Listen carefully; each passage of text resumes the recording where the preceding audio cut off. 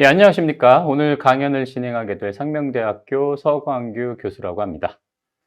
예, 오늘 제가 말씀드릴 내용은 AI 시대 디지털 트랜스포메이션의 핵심 클라우드라는 제목을 가지고 여러분들에게 강연을 진행하게 될 텐데요.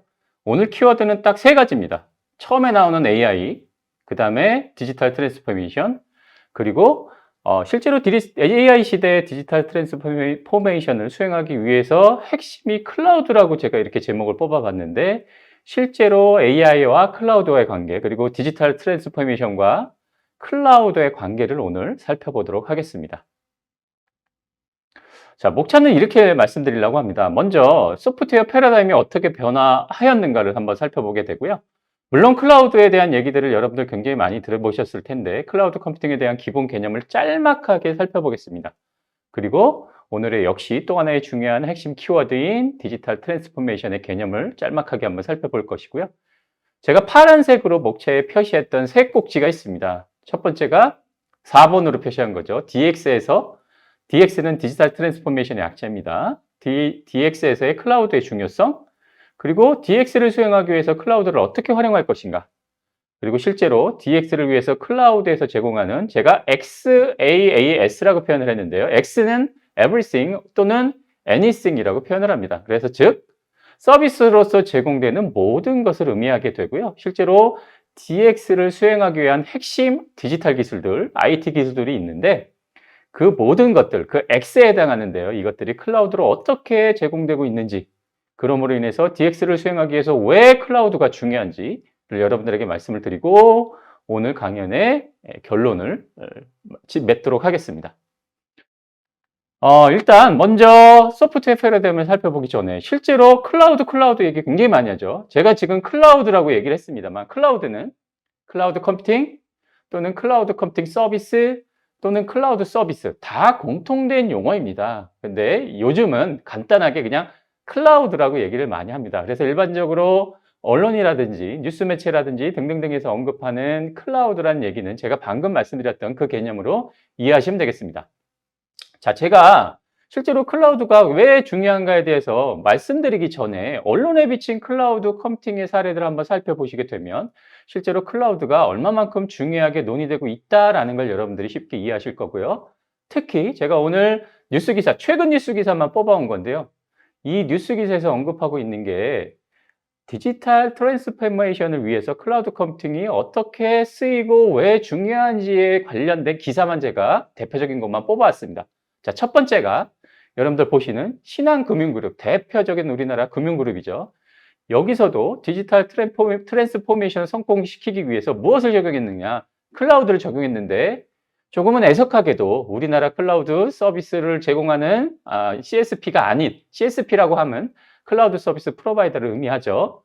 애석하게도 국내 CSP가 아닌 글로벌 넘버원 CSP인 아마존 웹 서비스 AWS를 적용을 해서 실제로 신한금융의 DX를 성공시켰다라는 뉴스 기사가 떴습니다. 이 기사는 최근보다는 조금 오래된 데이터, 2018년 뉴스 기사이긴 하지만 어쨌든 이미 2년 전부터 이렇게 금융그룹에서 실제로 클라우드를 적용해서 디지털 트랜스포메이션을 성공시켰던 사례에 관련된 뉴스 기사를 제가 하나 소개를 해드렸습니다. 자, 오른쪽 그 옆에 있는 뉴스 기사 타이틀 한번 보시면 삼성 SDS, 대표적인 시스템 통합, 시스템 인티그레이션 업체죠. 뭐 SI만 하는 건 아닙니다. 삼성 SDS에서 어떻게 얘기했느냐? 클라우드 기반 디지털 트랜스포메이션 방안을 제시했다라고 표현을 했습니다. 이 데이터셋은 2021년도의 뉴스 기사입니다. 이 데이터는. 그래서 실제로 제가 나중에도 짤막한 TP 한 장으로 여러분들에게 소개를 해드리겠습니다만 실제로 삼성 SDS에서 디지털 트랜스포메이션을 클라우드 기반으로 수행하기 위한 DT, 디지털 트랜스포메이션 에이저 서비스라는 하나의 프레임워크를 제시한 게 있는데요. 그 사례를 한번 소개해 드리도록 하겠습니다. 그만큼 국내 대기업들도 클라우드 기반의 디지털 트랜스포메이션을 수행하고 있구나라는 것들을 여러분들이 이 뉴스 기사를 통해서 확인하실 수가 있습니다. 자, 그러면 두 번째 언론에 비친 클라우드 컴퓨팅으로 넘어가 보겠습니다. 자, 제목 타이틀을 한번 보시면 클라우드 역량 디지털 트랜스포메이션의 성패를 가른다라는 뉴스 기사가 있네요. 자, 여러분들 실제로 각각의 기업들이 얼마만큼의 클라우드 역량을 보유했느냐에 따라서 실제로 디지털 트랜스포메이션을 어떻게 성공할 것인가 실패할 것인가를 좌지우지하는 굉장히 중요한 요소이자 역량이다라고 이렇게 설명을 하고 있습니다. 실제로 일반적으로 대기업 같은 경우에는 여러분들 잘 아시다시피 인적 자원도 충분하고 자본도 충분합니다.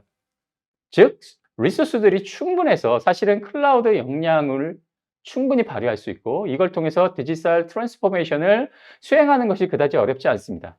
문제는 클라우드 역량이 없는 중소기업이나 중견기업 같은 기업들이 문제가 됐을 텐데요. 이런 기업들은 실제로 본인들의 역량이 부족하다고 하더라도 실제로 매니지드 서비스 프로바이더, 요즘 MSP라고 언급하는 회사들이 굉장히 많이 생겼습니다.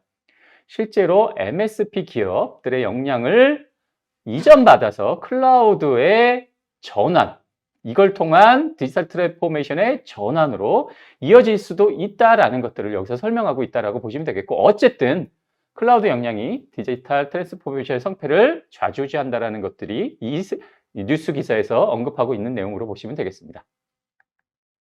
자, 세 번째인데요. 제가 방금 전에 언급을 드렸듯이 대기업은 사실은 디지털 전환 또는 클라우드 활용 큰 이슈가 없습니다. 왜? 방금 전에 말씀드렸듯이 충분한 인적 자원, 충분한 자본이 있기 때문에 사실은 크게 문제가 안 됩니다. 문제는 역시 국내 중소기업이 되는 거죠. 근데 중소기업들은 디지털 전환을 하려 그럼 어떻게 해야 되느냐에 대한 얘기들이 지금 언급이 되고 있는데요. 역시 국내 중소기업 같은 경우에도 디지털 전환을 할 때 클라우드 활용을 하는 것이 필요하다라고 이렇게 뉴스 기사에서 언급을 하고 있다라고 보시면 되겠습니다. 실제로 데이터, 즉 데이터의 약자들이 기사에 잠깐 언급이 되어 있는데요. 어쨌든 데이터, 즉 클라우드를 활용하기 위해서 제조업 디지털 전환 전략이라는 것이 언급이 되고 있고요. 실제로 스마트 팩토리 얘기를 굉장히 많이 하고 있죠, 여러분들. 스마트 팩토리의 핵심 기술이 뭘까? 이것도 역시 잘 뜯어보시면 클라우드 기술이 거기에 굉장히 중요한 기술로서 활용하고 있습니다. 물론 IoT라든지 뭐 AI라든지 이런 기술도 활용이 되고 있지만 그 근간이 되는 인프라가 되는 기술들은 뭐다? 클라우드다라는 것들을 여러분들이 확인하실 수가 있고요. 어쨌든 가장 중요한 건 뭐다? 국내 중소기업의 디지털 전환을 위해서 클라우드를 활용이 필요하다라는 것들을 이렇게 언론에서도 언급하고 있다라고 보시면 되겠습니다. 자, 네 번째인데요. 요거는 사실은 클라우드와 디지털 트랜스포메이션과 직접적인 관련은 사실은 조금 작지만 여러분들에게 제가 팁을 드리는 거예요. 어떤 팁이냐? 자, 우리가 2015년도에 클라우드 컴퓨팅 발전 및 이용자 보호에 관한 법률이 국회를 통과했습니다. 그래서 실제로 2016년도부터 법이 실행이 됐는데요. 이때 법의 그 꼭지를 잘 여러분들이 조항을 살펴보시면 우리나라 정부에서 범정부적으로 3년간 단위로 뭐를 세워야 되느냐, 클라우드 컴퓨팅 기본 계획이라는 걸 반드시 수립하게 되어 있습니다. 그래서 2016, 17, 18 1차 기본 계획이 수립되었고요. 그 다음에 뭐죠? 19, 20, 21 올해가 21년도죠. 그래서 2차 기본 계획이 수립되었고 올해 제2차 클라우드 컴퓨팅 기본 계획이 어떻게 됩니까? 끝나게 됩니다. 그러면 내년부터 22, 23, 24년도 동안 어떻습니까? 또 3개년간의 클라우드 컴퓨팅 기본 계획이 수립이 돼야 되겠죠. 그래서 지금 범정부적으로 이미 클라우드 컴퓨팅 기본 계획이 거의 마무리 단계에 이미 접어들었고요. 조만간 발표한다는 뉴스 기사가 나왔습니다. 그래서 앞으로 국내에서의 클라우드 컴퓨팅과 관련된 정부 정책은 어찌되었던 저기 언급이 된 제3차 클라우드 컴퓨팅 기본 계획을 기반으로 어떻게 된다? 진행된다. 그래서 여러분들은 반드시 제3차 클라우드 컴퓨팅 기본 계획이 발표가 되면 이 내용은 꼭 확인하셔야 된다. 어쨌든 정부 정책은 저걸 기반으로 수립이 될 것이고 실행이 될 것이고 그렇다고 한다면 정부 예산도 저 클라우드 컴퓨팅 3차 기본 계획을 기반으로 예산도 어떻게 됩니까? 당연히 소모가 되겠죠. 그렇게 되면 여러분들이 그 3차 기본 계획에 따른 정부 예산에 맞춰서 비즈니스 오퍼튜니티도 충분히 생길 것이다. 이런 측면도 여러분들이 놓치시면 안 되겠습니다. 그리고 그 옆에 보시면 요즘 가장 따끈따끈한 최근의 디지털 기술 중에 하나가 메타버스잖아요.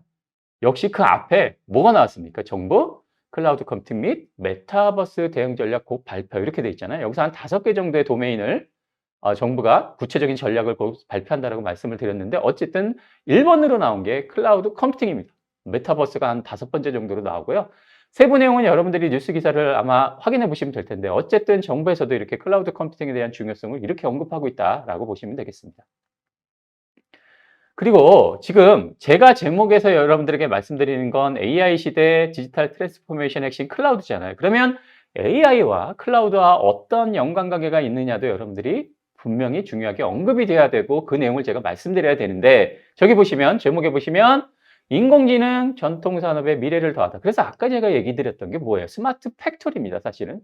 제조업에 인공지능, 클라우드, IoT 기술을 써서 뭐예요? 스마트한 공장을 만들자가 뭡니까? 스마트 팩토리지 않습니까? 그래서 실제로 인공지능이 이렇게 전통산업에 굉장히 많이 적용되고 있다는 걸 여러분들이 확인하실 수가 있습니다.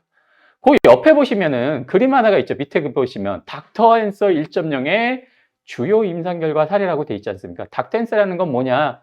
임상 데이터를 가지고 AI 기술을 적용을 해서 실제로 병을 진단하자라는 거죠.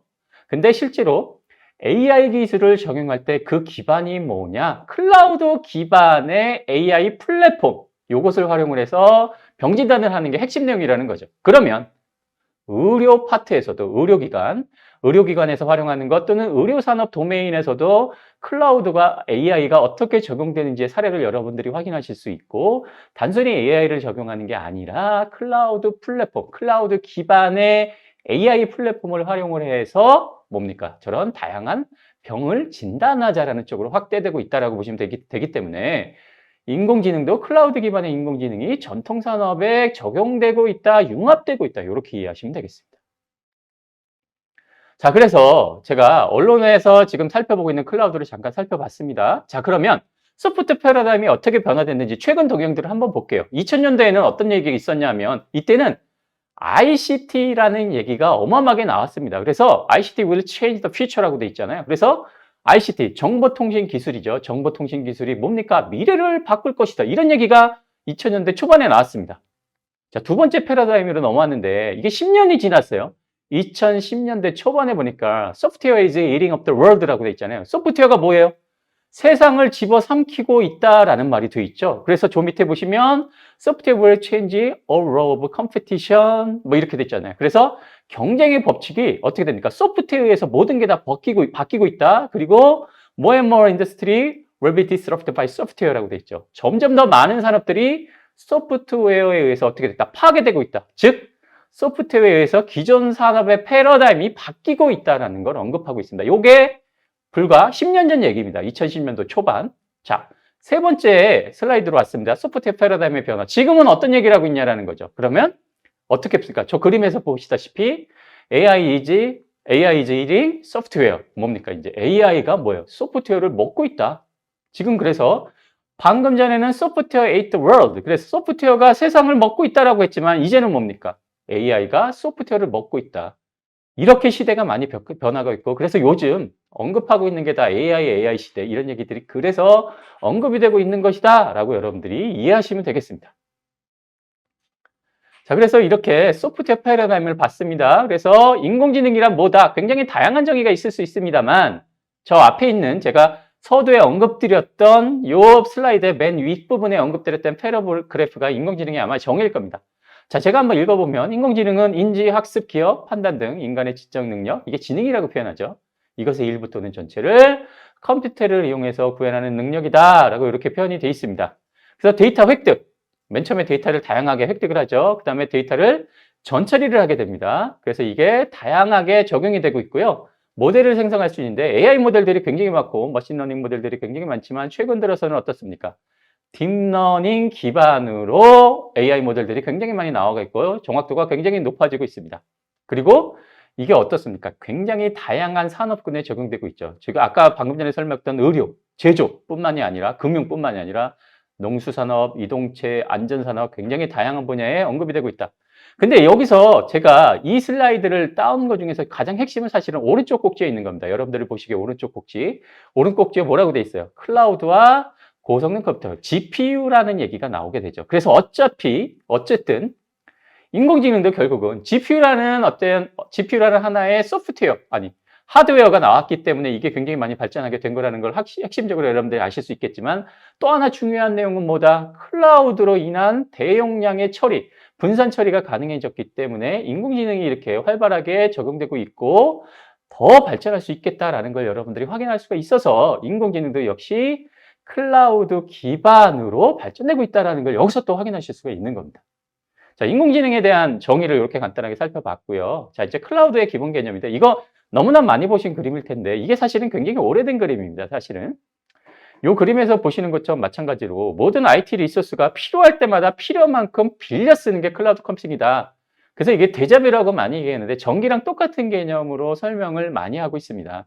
전기 여러분들 옛날에 공장마다 가정마다 자가 발전을 해서 생성을 했고 클라우드 나오기 전에 우리 어떻습니까? 각 기업들마다 전산실이 있었죠. 각자의 전산실을 구축하고 각자 시스템에서 뭡니까? 전산 자원들을 활용하게 됐다라고 한다면 전기는 이제는 어떻습니까? 발전소에서 전기를 만들고 여러분들은 요금만 내고 어떻습니까? 전기를 사용을 하시죠. 클라우드도 똑같다는 겁니다. 하드웨어, 소프트웨어, 애플리케이션 모두 다 어떻습니까, 여러분들? 사용한 만큼 요금만 지불하시는 이런 개념으로 발전이 됐다는 걸 아실 겁니다. 그래서 클라우드는 IT 또는 소프트웨어 자원들을 어떻게 한다? 네트워크로 접속해서, 인터넷으로 접속해서 여러분들이 사용한 만큼만 요금을 내시면 된다라고 여러분들이 이해하시면 되겠습니다. 그래서 이렇게 클라우드의 정의를 방금 전에 설명을 드렸지만 니스트, 미 표준원이죠. 미 국립표준원, 그 다음에 가트너, IBM, TTEC 이렇게 다양한 사이트에서 뭡니까? 클라우드에 대한 정의를 내리고 있습니다. 그래서 제가 이 정의는 일일이 다 언급은 안 해드리게 될 건데요. 왜 그런지는 좀 이따 설명을 드릴 거고요. 자, 다음 슬라이드로 넘어가 볼게요. 다음 슬라이드. 여러분들 위키피디아, 위키백과에서 굉장히 다양한 최신의 개념들을 활용하실 거예요. 그죠? 그래서 위키백과에서 클라우드 컴퓨팅에 대한 정의를 어떻게 내리고 있느냐. 이걸 뭐 다 언급해 드릴 수는 없겠지만 빨간 게 핵심인 것 같아요. 빨간 글자로 표현된 거. 자, 그래서 첫 번째 글자에서 보니까 필요시 바로 제공이 된다. 그래서 on demand availability라는 얘기가 나오죠. 두 번째에서는 뭐예요? 클라우드에 연결된다. 클라우드에 연결된다라는 건 뭡니까? 네트워크로 연결된다라는 그런 말이 되겠습니다. 그 다음에 세 번째 꼭지 보니까 뭡니까? 공유라는 얘기가 나와요. 그럼 공유라는 얘기가 뭐다? 컴퓨터 리소스들, 컴퓨터 자원들을 뭐 어떻게 된다? 쉐어업을 할 수 있다. 공유할 수 있다라 이런 얘기가 돼요. 그 다음 꼭지에 보니까 어디서나 접근할 수 있는 주문형이라는 여기가 나옵니다. 그러니까 항상 네트워크로만 연결이 되어 있으면 어디서든지 접속할 수 있고요. 내가 필요로 하는 것만 주문형으로 접근할 수 있다는 말이 나옵니다. 그죠? 그리고 데이터 센터라는 얘기가 나오고요. 그래서 데이터 센터에 저런 리소스들이 다 모여져 있는 겁니다. 아까 발전소랑 동일한 개념으로 보시면 되겠고요. 그리고 클라우드 컴퓨팅은 규모의 경제학을 달성하기 위해서 자원을 공유한다라는 그 컨셉도 설명하고 있습니다. 자, 클라우드 컴퓨팅 기본 개념을 또 살펴볼 텐데 여러분들 굉장히 많이 개념을 참조할 때 요즘 많이 보는 게 위키백과잖아요. 그래서 위키백과에도 클라우드 컴퓨팅에 대한 정의가 이렇게 언급이 돼 있다. 근데 이걸 다 읽어드리는 것보다는 저렇게 빨간 걸로 표시된 내용, 요거를 제가 위주로 설명을 드리면 아마 여러분들이 이 클라우드 컴퓨팅에 대한 기본 개념들을 이해하시는데 쉬울 것 같습니다. 그래서 제가 첫 번째 패러그래프에 보시니까 필요시 바로 제공한 데서 온디맨드 어베일러빌리티라는 얘기가 나옵니다. 아, 중요한 얘기 하나 나왔어요. 온디맨드라는 얘기. 그 다음에 가용성. 어베일러빌리티가 가용성이라는 말이잖아요. 그래서 언제든지 내가 그 서비스를 접속해서 사용할 수 있는 가용성을 확보한 그리고 내가 필요로 하는 서비스만 쓸 수 있다라는 개념이 나옵니다. 두 번째 패러그래프에 보니까 많은 리소스들을 어디에 연결했는가? 클라우드에 연결했다라는 게 두 번째 중요한 개념이죠. 클라우드에 연결됐다는 건 네트워크로 접속이 가능해서 클라우드 데이터 센터에 있는 리소스들, 자원들을 쓴다라는 말입니다. 자, 세 번째는 클라우드 데이터 센터에 있는 자원들, 요거는 뭡니까? 공유 자원이에요. 그래서 여러분들 아시겠지만 클라우드 컴퓨팅의 가장 기본적인 핵심은 뭡니까?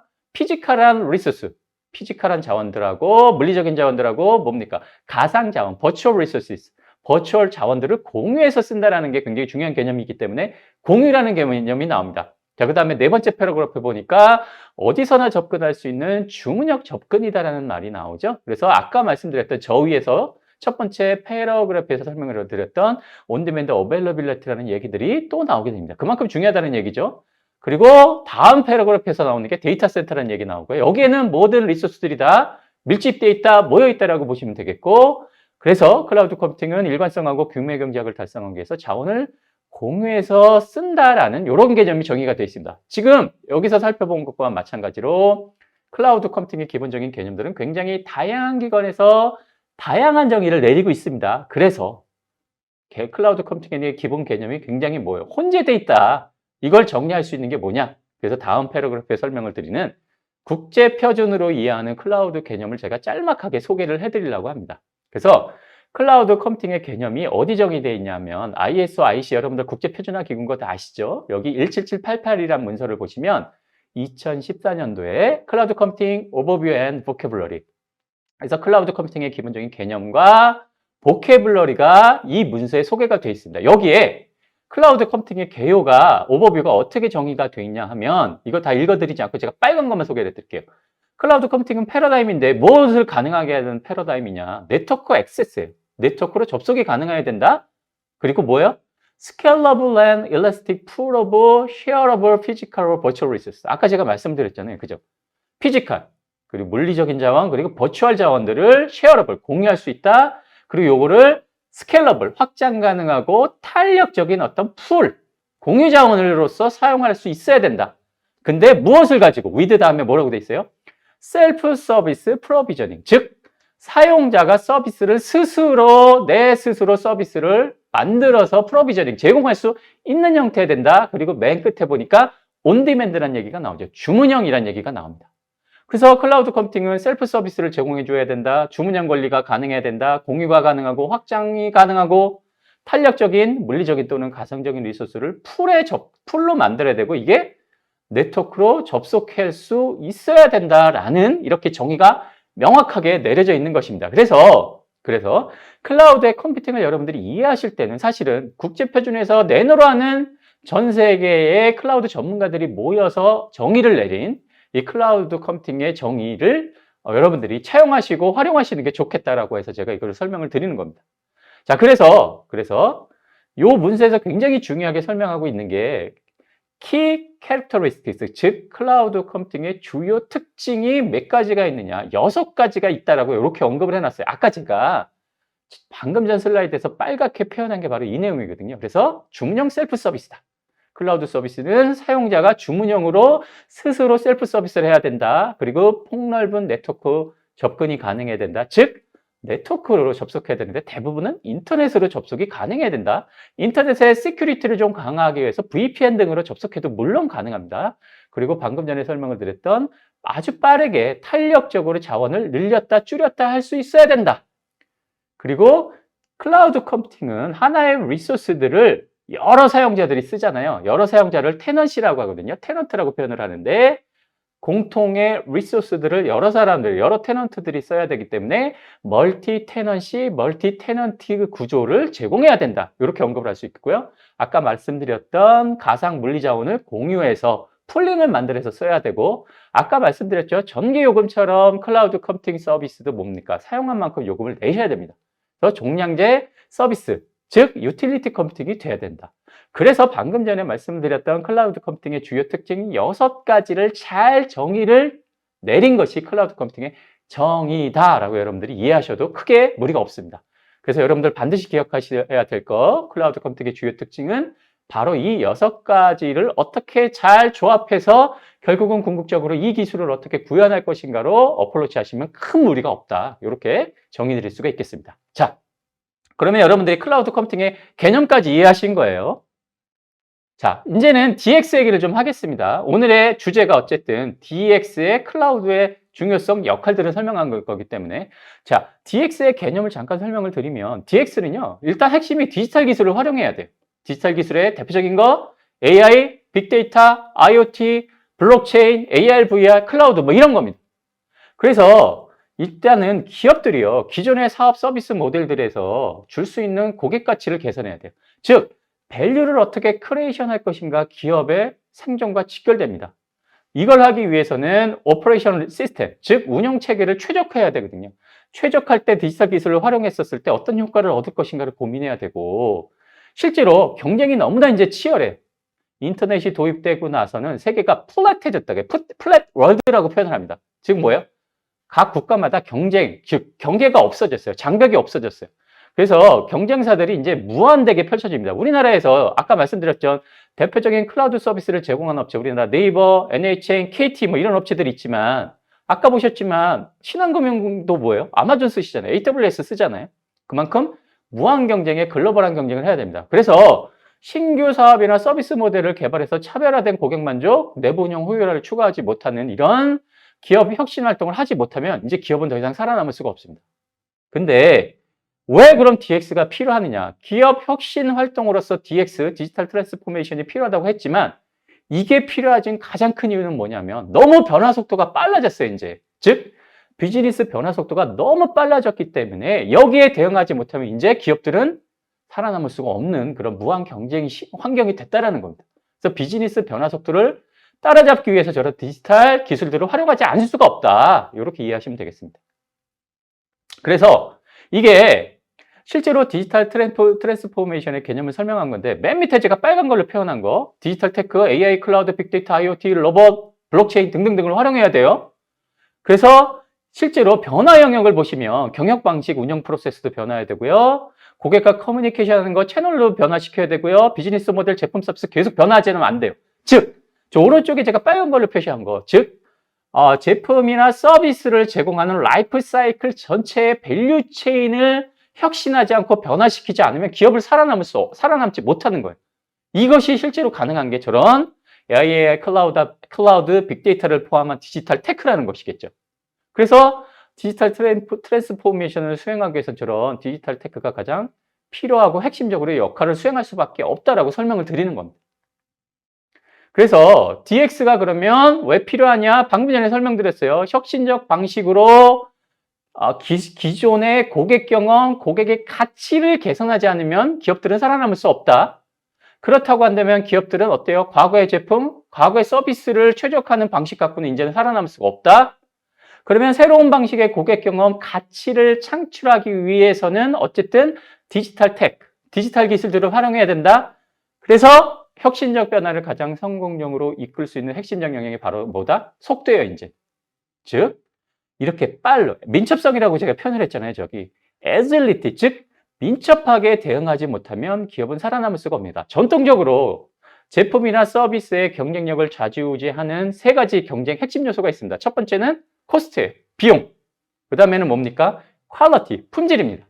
그 다음에 항상 얘기 나오는 게 뭐냐? time to market, 시장에 빨리 출시하는 저 속도거든요. agility 이슈예요. 근데 실제로 디지털 기술을 활용하지 못하면 저 민첩성을 확보할 수가 없기 때문에 디지털 트랜스포메이션에 디지털 테크가 필요한 거다라고 여러분들이 이해하시면 되겠습니다. 그래서 실제로 디지털 트랜스포메이션을 성공하기 위한 핵심적인 성공 요인이 뭘까를 여러분들이 잘 파악을 하셔야 돼요. 그래서 새로운 비즈니스 모델을 만들고 고객 채널 변화시키고 경영 프로세스를 개선할 때 어떻습니까? 저런 새로운 디지털 기술들을 적용하지 않으면 성공할 수가 없다라는 거고요. 각각 도메인별로 새로운 아이디어 만들 때도 어떻습니까? 새로운 아이디어 만들 때도 이런 디지털 기술 활용해야 된다는 거 여러분들 너무나 잘 아실 거고 디지털 테크 도입 및 적용 확대 이것도 왜 그래요? 저런 기술 트렌드를 확보하지 못하면 데이터 확보도 안 되고 의사결정이 너무너무 느려서 어떻습니까? 이 빠른 변화에 대응할 수가 없다. 그리고 투자 및 운영의 효율화고 했는데 이제는요. 캐피탈 코스트보다는 오퍼레이션 코스트가 너무 중요한 시대가 됐고요. 린 오퍼레이션이라고 해서 린 생산이라는 거 빨리빨리 재고 없이 타임 투 마켓 빨리빨리 재고 없이 시장에 빨리빨리 출시하는 그런 오퍼레이션 이슈들이 많이 대두가 됐기 때문에 실제로 디지털 트랜스포메이션하고 딱 맞아떨어지는 게 어떻습니까? 저런 성공적인 요인과도 매핑시킬 수 있다고 여러분들이 이해하시면 되겠습니다. 그래서 그러면 디지털 트랜스포메이션에서 클라우드가 왜 중요한지 한번 살펴보겠습니다. 자, 디지털 세상에서는요. 모든 기업은 이제 소프트웨어 기업으로 변해요. 그래서 지금과 같은 소프트웨어 시대에서는 AI 시대에서는 고객의 요구에 부응하기 위한 기업의 애플리케이션을 신속하게 구축하고 제공하려고 하면 어떻게 해야 돼요? 실제로 저런 디지털 기술을 써야 되고 저렇게 하지 못하면 제가 시장 이런 급격하게 변하는 글로벌 무한 경쟁 시장에서 살아남을 수 없다라고 말씀을 드렸잖아요. 근데 대부분의 경쟁력 있는 기업, 우리나라로 치면 대기업들은 자체 데이터 센터가 이미 있습니다. 그래서 직접 소유 방식, 온프라미스 방식을 여태까지 활용한 거잖아요. 그래서 IT 인프라, 직접 소유, 온프라미스 방식으로의 IT 인프라 위에서 안정성 있는 이미 검증된 상용 소프트웨어 기반으로 집약된 아키텍처, 모놀리틱 방식의 IT 시스템을 제공을 해요. 여태까지 이렇게 해왔어요. 이게 나쁘다는 게 아닙니다. 사실은 이렇게 구현을 해서 서비스를 제공하게 되면 사실은 기능적 측면이나 안정성은 굉장히 우수합니다. 그리고 시큐리티, 보안 측면에서도 조금 안전하다, 안정성이 있다라고 설명을 드릴 수 있는데 문제는 뭐냐? 저렇게 모놀리틱 온프라미스 방식으로 서비스를 제공했을 때 단점이 뭐냐? 아까 말했죠. 속도가 굉장히 중요하잖아요. 유연하게 기업들이 대응해야 되는데 이렇게 시장이 빨리빨리 변하는 이런 상황에 대응하는 대응력이 굉장히 떨어지고요. 실제로 저 모놀리틱 방식으로 어떤 애플리케이션을 개발했었을 때는 어떻습니까? 소스 코드 하나만 바꾸어도 시스템 전체를 다 테스트해야 되고 검증을 해야 되기 때문에 시간이 굉장히 오래 걸립니다. 이래서 우리가 원하는 속도를 확보할 수가 없습니다. 자, 그러면 디지털 트랜스포메이션에서 클라우드를 그러면 왜 도입해야 되는가 얘기가 이제는 나오게 되는 거죠. 그래서 클라우드는요, 제가 아까 CSP 설명드렸습니다. 클라우드 서비스 프로바이더, 대표적으로 아마존이라든지 국내 네이버 클라우드, NHN, KT 뭐 이런 데예요. 그래서 CSP에서는 인프라, 플랫폼, 소프트웨어를 뭡니까? 서비스로 제공합니다. 여러분들 아까 뭐예요? 여러분들이 로그인해서 가입만 하시면 온디맨드로 내가 원하는 서비스, 원하는 제대로 쓸 수 있어요. 빠르게. 그래서 이렇게 빠르게 변하는 비즈니스 환경에서 민첩하게 대응하기 위한 속도를 제공하는 측면에서는 클라우드를 쓰는 게 기존의 온프라미스 방식하고는 상대가 안 됩니다. 아까 말씀드렸죠. 거대한 모놀리틱 아키텍처 상에서는 사소하게 코드 하나만 변화해도 수많은 테스트와 검증 과정을 거쳐야 돼요. 그래서 클라우드 컴퓨팅이 이러한 난점들을 해소하기 위해서 어떻습니까? 마이크로 서비스라고 해서 모놀리틱 방식이 아닌 마이크로 서비스 형식으로, 즉 서비스들을 잘게 쪼갠 거예요. 그래서 각각의 기능 단위로 마이크로 서비스를 구현하고 요거를 오픈 API로 연결합니다. 그래서 이런 방식을 뭐라고 하느냐? 마이크로 서비스 아키텍처로 합니다. 이렇게 전환을 하게 되면 뭡니까? 속도의 에질리티라고 하는 그 부분들을 확보할 수가 있게 되는 거죠. 동시에 이미 이런 많은 기능들이 이미 클라우드 서비스 사용자, 즉 CSP들이 이미 제공하고 있어요. 그래서 요거를 클라우드 네이티브 애플리케이션으로 서비스를 개발하고 제공한 상황이 있기 때문에 여러분들은 새로운 기능의 변화나 이것들을 쉽게 추가할 수 있어서 서비스를 빨리 업그레이드 할 수 있다는 겁니다. 그래서 민첩하게 대응할 수 있는 거죠. 그래서 DX에서 클라우드가 그래서 필요한 겁니다. 그래서 제가 몇 가지 이거 사실 이 얘기만 한다고 해도 제가 1시간 넘게 굉장히 오랜 동안 강의할 수 있지만 오늘이 시간이 한정돼 있으니까 제가 짤막하게 소개를 해드릴게요. 클라우드에서 지금 제가 언급한 것 중에서 DevOps라고 표현합니다. DevOps가 굉장히 이제 DevOps는 Develop and Operation, 즉 뭡니까? 개발과 동시에 테스트도 하고 동시에 오퍼레이션, 운영까지도 할 수 있는 거예요. 그래서 요구사항, 소프트웨어 아키텍처 요구사항이 나오면 개발 테스트할 때 요걸 어떤 방법을 쓰냐? 에자일 스크럼 방법을 써요, 요즘. 소프트웨어 개발하는 방식이죠. 시간을 줄이는 거예요. 개발 테스트하고 관리 운영할 때는 뭐 씁니까? 그 밑에 보시면, 화살표로 밑에 보면 DevOps 오퍼레이션을 써요. 그래서 요거를 관리 방법을 에자일 스크럼 개발 방법론, 데브옵스 방법론, 그 다음에 관리 방법론, 요거를 서큘레이션을 시키면 어떻습니까? 소프트웨어를 개발하고 운영하는 시간을 굉장히 많이 세이브할 수 있어서 애질리티를 확보할 수가 있습니다.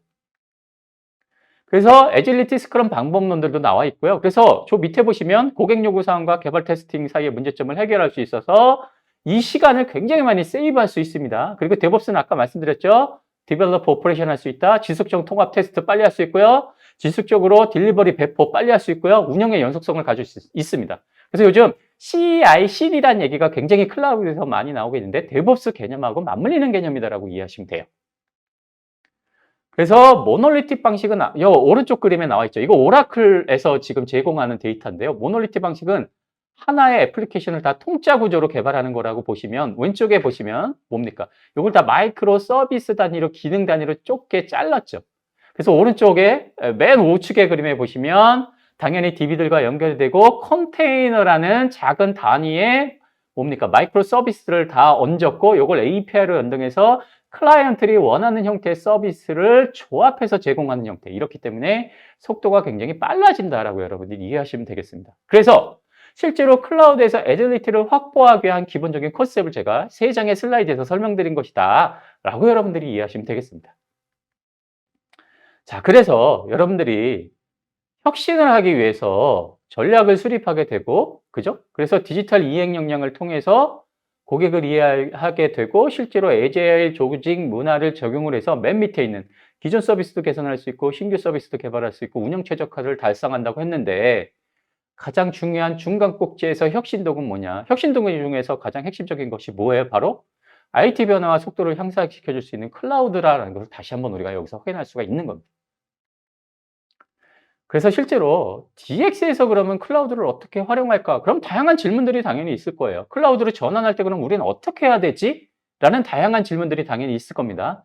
근데 여기서 보시면 대표적인 질문들 1번부터 5번까지 이런 질문들이 있다라는 걸 제가 언급을 드렸고, 실제로 클라우드의 전체 라이프 사이클이 있죠. 전 과정을 봤었을 때 클라우드 신규 도입 계획, 검토, 계획 수립, 실제로 전환하는 작업 이행, 클라우드 시스템 운영했었을 때 수행 방법과 관련된 퀘스천, 질문들을 다 언급을 시켜놨고, 저런 질문에 대한 답을 얻어나가는 과정이 실제로 DX에서 클라우드를 활용하는 것과 매핑이 된다라고 여러분들이 이해하시면 되겠습니다. 그래서 실제로 클라우드를 활용하고 전환할 때의 전략 수립서부터 맨 끝에 오퍼레이션 하는 레벨까지를 제가 언급을 드렸고, 이게 전체 라이프 사이클이 되겠죠. 이때 클라우드 전환의 핵심을 제가 엔트리 포인트 3개로 지금 한번 뽑아봤어요. 첫 번째 엔트리 포인트 1은 뭡니까? 전사적 관점에서 클라우드 도입 방향성을 한번 검토하는 거예요. 전환을 진짜 전사적으로 할 것이냐, 아니면 일부만 할 것이냐. 예를 들면 뭐 이런 거죠. 그 다음에 두 번째 엔트리 포인트는 뭡니까? 클라우드 도입 확정했다. 우리 도입할 거야 하면 전환 대상을 선정해야 돼요. 프라이빗으로 우리 구축할 거야. 아니면 퍼블릭 쓸 거야. 아니면 퍼블릭하고 레가시 시스템, 프라이빗 클라우드하고 결합할 거야. 등등등. 그 다음에 엔트리 포인트 세 번째 꼭지는 뭡니까? 특정 영역 또는 시스템의 클라우드 전환 방식을 그럼 결정할 거야. 등등. 그래서 리호스팅, 리플랫포밍, 리팩토링 이런 전략들을 수립할 수가 있습니다. 이 내용은 제가 추후에 또 간략하게 언급을 해드릴 거예요. 그래서 클라우드 전환 핵심 엔트리 포인트 3개는 여러분들이 한번 기억해 보실 만한 포인트다라고 이해하시면 되겠고요. 그래서 아까 말씀을 드렸듯이 클라우드를 도입하는 유형이 리호스트, 그 다음에 리플랫포밍, 리팩토링 이렇게 나누잖아요. 리호스팅은 저기 가로로 뭐라고 써놨어요? 리프트 앤 시프트예요. 포크리프트 뭔지 아시죠? 그대로 들어다가 그대로 날리는 거예요. 그러면 기존의 시스템들을 다 클라우드로 그대로 들어서 옮기는 거예요. 요거는 뭐냐? 마이그레이션, 즉 이제는 굉장히 용이한데요. 실제로 비용 절감은 생각보다 크지 않습니다. 리플랫포밍은 뭐예요? 플랫폼만 바꾸는 거예요. 그래서 OS나 DB 등만 바꾸는 거예요. 그 다음에 리팩토링은 뭡니까? 기존의 애플리케이션을 클라우드 속성에 맞게 다시 설정하고 클라우드에 맞는 아키텍처의 구조를 다시 한번 만들어서 적합하게 적용시키는 겁니다.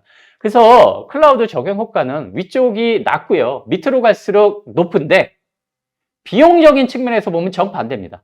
포크 앤 리프트가 사실은 코스트가 가장 적게 들고 밑으로 가면 코스트가 효과는 크지만 비용이 많이 들기 때문에 실제로 클라우드를 어떻게 전환할 것인가에 대한 의사결정은 비용하고 효과를 잘 어떻게 트레이드 오프하는 게 굉장히 중요합니다. 그리고 아까 제가 잠깐 언급을 드렸던 이게 제가 첫 번째 언론으로 살펴보는 뉴스페이퍼에서 설명드렸던 삼성 SDS에서 설명드렸던 디지털 트랜스포메이션 에이저 서비스 형태인 거예요. 그래서 실제로 디지털 트랜스포메이션을 하나의 서비스로서 적용하기 위한 아예 플랫폼을 구축해서 서비스를 제공한다.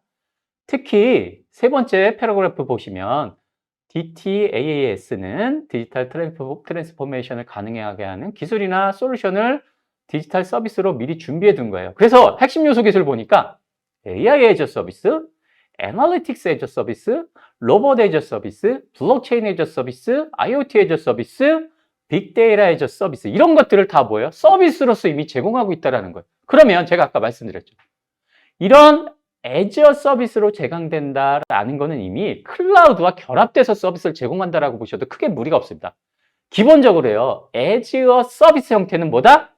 클라우드 기반으로 서비스를 제공한다라고 여러분들이 이해하셔도 크게 무리가 없습니다. 자, 그러면 제가 이제부터 설명드릴 건 그러면 이렇게 방금 전에 설명을 드렸던 DX를 위해서 클라우드에서 제공하는 Everything as a Service, 제가 방금 전에 말씀드렸던 그런 모든 서비스들은 저는 클라우드로서 제공이 되고 있다는 걸 설명드리려고 해요. 자, 첫 번째가 뭐냐? AI as a Service입니다. 즉 인공지능을 서비스로서 제공하는 거예요. 그래서 여기 밑에 보니까 AI가 퍼블릭 클라우드 서비스로서 전체 매출의 최대 50%까지 차지할 전망이고, 이건 전 실제로 점점점 커지고 있습니다. 그래서 AI 서비스는 소프트웨어 서비스를 제공하고요. 머신러닝 서비스는 플랫폼, 파스 서비스를 제공하고요. AI를 위한 텐서플로우, 아까 말했던 GPU 등은 뭡니까? 이아스로서 제공이 되는 게 이미 서비스로서 제공되고 있습니다. 대표적인 사례, 구글의 사례예요, 이거는. 구글에서도 레포지터리의 AI 허브, 그 다음에 워크벤치로서 AI 플랫폼 제공하고 있고요. 실제로 머신러닝 AI를 제공하기 위한 라이프 사이클 전체의 각각의 GCP, 즉 구글 클라우드 폼에서 각각 서비스를 어떻게 제공하고 있는지를 지금 보여주고 있는 거예요. 전 영역에서 이미 어떻습니까? AI 서비스를 구글에서 이미 적용하고 있다는 거 여러분들이 확인하실 수가 있고요. AI만 하냐? AI 애저 서비스를 구글만 하냐? 아니에요. 아마존도 해요. 아마존도 머신러닝 서비스, AI 서비스 등등등부터 러닝 툴까지 다양하게 이미 제공하고 있습니다. 그래서 여기 보시면 딥러닝의 89% 프로젝트가 이미 아마존을 쓴대요. 그리고 뭡니까? 텐서플로우 프로젝트가 아마존에서 85%가 이미 텐서플로우로 작용이 된다고 설명이 되어 있고, 아마존에 세이지 메이커라는 굉장히 유명한 머신러닝 툴이 있고요. 이 툴도 레이블링, AI 구축, 학습 튜닝, 배포 관리하는 것도 이미 다 라이프 사이클 전체에서 제공되고 있다는 사례를 보여주고 있다라고 이해하시면 되겠고요. 그럼 MS 애저는 안 할까? 마이크로소프트. 이거 마이크로소프트의 마켓플레이스에서 제가 자료를 다운받은 건데요. 캡처한 건데 AI 머신러닝이라고 해서 AI 서비스 전 영역에 걸친 서비스를 이미 하고 있죠. 밑에 그림 보시면 AI 인프라스트럭처에서 서비스하고 있고 AI 서비스도 당연히 하고 있고 다양한 AI 툴들도 제공하고 있다. 이게 우리 글로벌 3대 클라우드 서비스 프로바이더라고 표현하는 뭡니까? 아마존, 구글, MS도 이미 AI 서비스를 활발하게 제공되고 있다는 걸 확인할 수가 있는 거고, 그럼 국내는 안 하냐? 국내도 합니다. 국내 대표적인 네이버 클라우드에 제가 요 화면을 캡처한 거예요. 그럼 AI 서비스를 딱 클릭해 보시면 여기 보면 네이버 클라우드는 클로바라는 이름이 붙습니다. 클라우드를 통해서 다양한 AI 서비스를 활용하고 있기 때문에 실제로 네이버 클라우드를 활용하실 때 실제로 인공지능을 활용하고 싶다, 또는 저렇게 AI 서비스를 결합해서 쓰고 싶다 하시면 여러분들 저기서 제공하는 API를 활용하시면 굉장히 좋습니다. 예를 들면 클로바에서 제공하는 음성 인식 같은 경우는 퍼포먼스가 굉장히 좋습니다. 그래서 저런 서비스를 활용하셨을 때 여러분들의 아까 말했던 서비스 애질리티를 확보하시는데 굉장히 도움이 될 수가 있습니다. 예를 들면 챗봇 서비스도 굉장히 퍼포먼스가 좋습니다.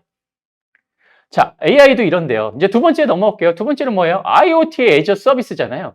자, 이것도 제가 이 화면을 캡처해 왔는데 저기 딱 보시면 이미 탑 10 IoT 클라우드 플랫폼이에요. IoT 플랫폼도 이미 뭐예요?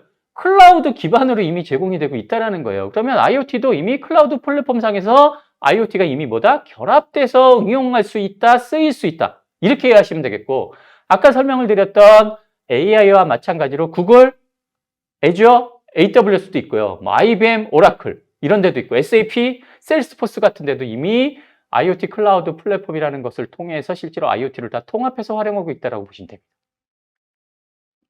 다음은 뭡니까? 블록체인 애저 서비스죠. 블록체인 애저 서비스. 맨 첫 번째 슬라이드는 아마존의 매니지드 블록체인 서비스 사례. 그 다음에 두 번째 그림이 MS 애저예요. 사실은 블록체인은요, 마이크로소프트의 애저가 제일 먼저 시작했습니다. 기술 수준은 사실은 마이크로소프트 애저를 1순위로 평가하는 데도 있지만, 아마존 매니지드 블록체인도 굉장히 많이 활용합니다. 국내 보시면 KT 블록체인 애저 서비스, 바스라고 표현된 것, 이미 KT에서 저렇게 블록체인 애저 서비스 플랫폼을 이미 적용한 지 꽤 오래됐고요. 실제로 저것을 적용한 사례들도 굉장히 국내에 이미 레퍼런스들도 많아지고 있다고 보시면 돼요. 역시 이것도 에브리싱 애저 서비스로서 클라우드에서 적용되는 사례다 보시면 되겠고요.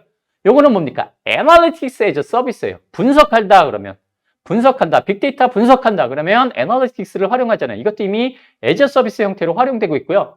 인프라스트럭처에서의 애널리틱스 서비스, 소프트웨어 애저 서비스, 사스로서의 애널리틱스, 파스로서의 애널리틱스도 이렇게 이미 활발하게 적용되고 있다는 걸 이번 슬라이드를 통해서 여러분들이 확인하실 수가 있습니다. 요거는 뭡니까? 로보틱스 애저 서비스예요. 로보틱스도 클라우드로, 그래서 여러분들 키워드를 쳐보실 때 클라우드 로봇 이렇게 쳐보시면 이미 로보트도 애저 서비스 형태로 제공되고 있다는 걸 활용하실 수가 있고, 왼쪽 거는 최근의 논문인데요. 논문에서도 실제로 클라우드 인프라와 로봇이 어떻게 결합돼서 쓰는가에 대한 사례를 정리해 놓은 거예요. 아키텍처 형태로. 두 번째 보시면 아마존이죠. 아마존의 로봇 메이커. 실제로 저 로봇 메이커를 쓰면 실제로 로봇의 애플리케이션을 쉽게 만들 수 있고 테스트해 볼 수 있는 환경을 제공해 준다라고 이해하시면 됩니다. 그러면 로봇도 뭡니까? 클라우드 서비스와 통합된 형태의 서비스를 제공하고 있네? 라는 걸 여러분들이 확인하실 수가 있는 거죠. 이거는 뭡니까? VR, AR도 뭡니까? 애저 서비스 형태로 제공돼요. 그래서 이게 아마존의 서머리안이라는 정식 서비스예요. 이게 VR, AR을 콘텐츠 제작을 할 때 클라우드 서비스를 활용해서 만들 수 있는 서비스를 제공한다는 거죠. 그래서 제가 VR, AR 애저 서비스를 이렇게 이번 슬라이드 설명드리는 것은 메타버스 얘기는 굉장히 많이 나오잖아요. 결국은 메타버스의 정의가 물론 다양하게 있지만 메타버스도 핵심 기술 중에 하나는 결국은 이런 가상의 어떤 환경에서 가상의 공간에서의 많은 구성 요소들을 만들어야 되기 때문에 AR 기술들을 쓸 수밖에 없죠. 그러면 결국 뭐냐? 메타버스도 결국은 애저 서비스 형태로 제공될 때 결국은 클라우드로 제공될 수밖에 없고 그런 트렌드로 갈 수밖에 없다라는 걸 제가 설명드리기 위해서 이렇게 가는 거고요. 그렇기 때문에 VR, AR, 애저 서비스 이렇게 나오고 메타버스도 너무나 지금 트렌드가 굉장히 성장 형태로 지금 가고 있기 때문에 이것도 아마 클라우드와 결합된 형태의 서비스가 나올 것이다라고 제가 설명을 드린 겁니다. 자, 이상에서 살펴본 거와 마찬가지로 어떻습니까? 디지털 트랜스포메이션을 위한 디지털 기술들이 제가 아까 쭉 밑에서 언급드렸던 AI, 빅데이터, IoT, 블록체인 등등등의 기술들이 다 뭡니까? 클라우드에서 이미 다 제공되죠. 그죠? 그렇다고 한다면 여러분들이 이걸 다 그 서비스를 만들 때 시간이 너무 오래 걸리는 거를 배제하고 클라우드를 활용하게 되시면 아까 말했던 그런 애질리티를 확보하는데 굉장히 유리하다라는 걸 다시 한번 설명을 드릴 수가 있겠습니다. 자, 그래서 제가 쭉 설명을 드렸는데 제가 결론을 맺고 오늘 강의를 마칠까 합니다. 자, 첫 번째, 클라우드는 역시 쭉 살펴봤지만 디지털 경제를 견인하는 핵심 인프라라는 거 제가 여러분들 설명을 드리면 다 동의하실 거예요. 앞으로는 뭐예요? 데이터 경제, 데이터를 확보하는 기업이 어떻습니까? 경쟁력을 확보할 수밖에 없고요. 데이터를 수집, 저장, 처리 이거 다 어디 돼요? IoT도 애저 서비스, 빅데이터도 애저 서비스죠. 하둡 같은 서비스도 다 클라우드 기반으로 이루어집니다. 그래서 이런 데이터들은 다 클라우드에 쌓여요. 그 다음에 뭡니까? 인공지능 애저 서비스도 다 뭡니까? 클라우드로 제공되잖아요. 그래서 빅데이터 처리할 수 있는 것, 인공지능 결합되는 것도 다 클라우드로 제공되기 때문에 디지털 경제의 핵심 인프라로서 클라우드라는 건 여러분들이 다 동의하실 겁니다. 그리고 방금 전에 설명드렸던 기술들이, 서비스들이 다 뭐예요? XaaS, Everything as a Service 형태로 개념이 다 확대되고 있고 서비스가 실제로 출시되고 있잖아요. 그래서 3세대 서비스인 서비스화되는 모든 서비스들이 지금 되고 있습니다. 그래서 데이터, 인공지능, 신기술, 자율주행, 스마트 공장 이런 신산업이 다 클라우드 기반의 서비스로 다 전환되고 있고 방금 전에 말씀드렸던 서비스들이 그렇게 확대되고 있다는 걸 확인하실 수가 있겠고 그 다음에 코로나19 이후에 많은 산업들이 지금 어려움을 겪고 있지만 클라우드만큼은 굉장히 활성화되고 있죠. 그래서 코로나19로 인해서 클라우드에 대한 인식과 역할이 재조명되었다는 거 여러분들이 확인할 수가 있겠고요. 비대면 서비스를 가능하게 하는 거 클라우드고요. 급증하는 트래픽 관리, 아까 말했죠. 오토 스케일링, Rapid Elasticity and Scalability 기능 때문에 급증하는 트래픽 관리, 그 다음에 신속하게 대응할 수 있는 것들이 클라우드이기 때문에 가능하게 되었다는 것들을 여러분들이 확인하실 수가 있기 때문에 클라우드가 대세다, 흐름이다라는 걸 여러분들이 부인할 수가 없을 겁니다. 그리고 방금 전에 설명을 드렸던 모든 서비스들이 Everything as a 서비스로 변하고 있다는 것, 그리고 시장 역시 빠르게 성장하고 있다는 걸 여러분들이 확인할 수 있겠고요. 이것 때문에 저희가 서비스를 일반적으로 IaaS, PaaS, SaaS로 구분되지만 이제는요. 아마존도 그렇고 구글도 그렇고 네이버도 그렇고 다 마찬가지입니다. IaaS하고 PaaS의 경계가 없어지고 있습니다. 다 통합된 형태로 서비스를 생태계를 확장하고 있다는 거 여러분들이 확인할 수가 있겠고요. 역시 미래 서비스의 새로운 니즈를 수용하기 위해서 기업은 계속 혁신하지 않으면 안 돼요. 변화하지만 안 돼요. 이러기 위해서는 기업은 융합해야 되고 확산은 계속돼야 되죠. 이렇게 됐을 때 필요한 게 뭘까? 결국은 클라우드도고요. 클라우드도 하나 클라우드만 쓰는 게 아니라 분산된 클라우드 쓰고 CSP의 클라우드를 쓰는 게 아니라 여러 CSP의 클라우드를 쓰는 멀티 클라우드에 대한 내용들도 개념들도 확대되고 있다라고 여러분들이 이해하시면 되겠습니다. 자, 그래서 제가 오늘 드릴 마지막 결론인데요. 자, 다시 한번 언급을 드리면 우리 제목하고 지금 이제 제가 왜 이 제목을 잡았고 이 제목과 딱 맞는 꼭지가 저 꼭지인 거잖아요. AI 시대의 핵심 인프라로서 클라우드가 왜 그런지 제가 설명을 충분히 드렸다고 생각을 드립니다. 그래서 어쨌든 비즈니스의 밸류 체인 중에서 새로운 밸류를 뽑아내려고 하면 클라우드를 제공할 수밖에 없다. 여기에는 굉장히 다양한 디지털 기술들이 적용된다라고 여러분들이 활용하시면 되겠고, 어쨌든 클라우드는 IT 관리의 효율성 제고, 비용 절감 수단을 단순하게 넘는 것뿐만이 아니라 AI 시대의 새로운 비즈니스 가치를 창출하는 핵심적인 인프라와 플랫폼으로 서비스로서 활용되고 있다는 걸 여러분들이 확인하실 수가 있었습니다. 자, 마무리 발언 짓겠습니다. 그래서 클라우드 전환을 통해서 디지털 혁신 기반의 확보는 이제 선택이 아닌 뭐다? 사실상의 표준이다라고 여러분들이 말씀하시면 이해하시면 되겠고요. DX는 이미 글로벌 기업의 변화 중심에 이미 놓여 있는 핵심 어젠다라는 걸 여러분들이 확인하실 수가 있습니다. 지금 이제 여러분들 다 확인하셨죠? 기업이 생존하려면 뭐 해야 돼요? DX 해야 되고, DX 하려고 하면 뭐 해야 되죠? 클라우드를 적용하지 않으면 된다. 그래서 DX를 추진할 때 반드시 클라우드를 쓸 수밖에 없다. 즉, 클라우드는 뭡니까? DX의 출발점이자 막강한 도구다라는 걸 여러분들이 확인하실 수 있겠고요. 모든 기업의 성공적인 DX를 위해서는 어떻게 해야 되겠습니까? 클라우드의 전환이 필요하고 핵심 역량을 확보하는 게 매우 중요하겠다. 요걸 강조하면서 오늘 강의를 마치도록 하겠습니다. 여러분, 감사합니다.